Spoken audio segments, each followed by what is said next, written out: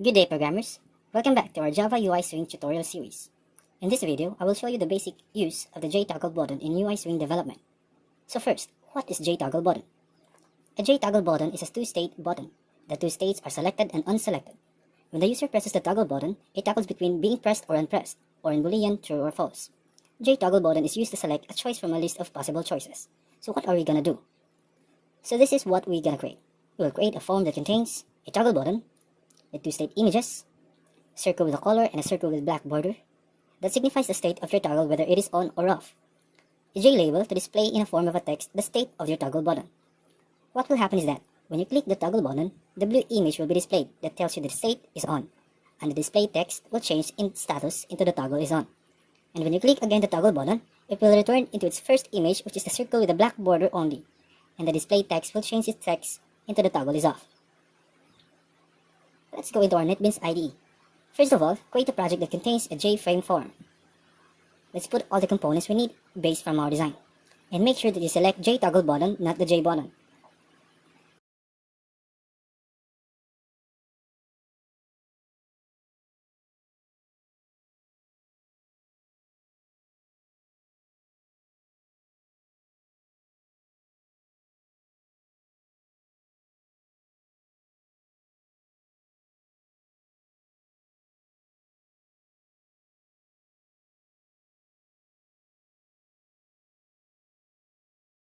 Now that we have displayed all the components we need, next thing to do is to change the variable names to all the components that will be used in coding.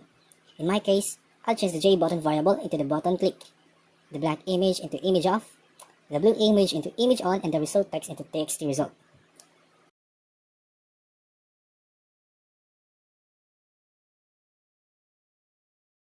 Next is to create an event for the jToggleButton. You can use other event rather than action performed. You can use state change as an event. What's important when you use the jToggleButton is you have to identify the state of the toggle button so you can perform codes in every state. Now before we go add codes to our event, let us first set the visibility of the image on into false so that it won't show at the start when you run the app.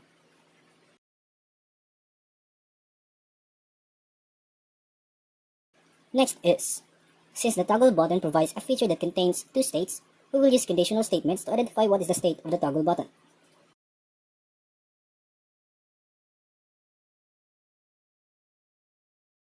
We can use the isSelected method to identify the state of the jToggleButton. And inside the condition, we will display in our result text that if the button is selected, set the text into the toggle is on, and in the else condition, toggle is off.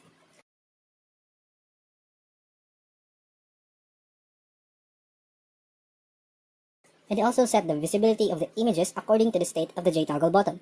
If jToggleButton is on, the on image must be visible and the image off must be invisible. If toggle button is off, the image on must be invisible and image off must be visible.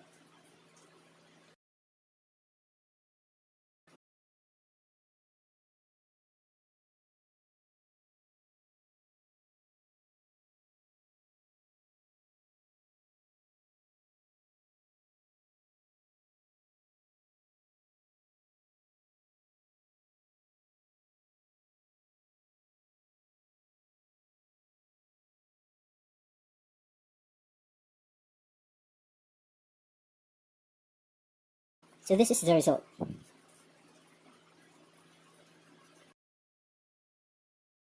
So that's all for the jToggleButton. See you in the next video.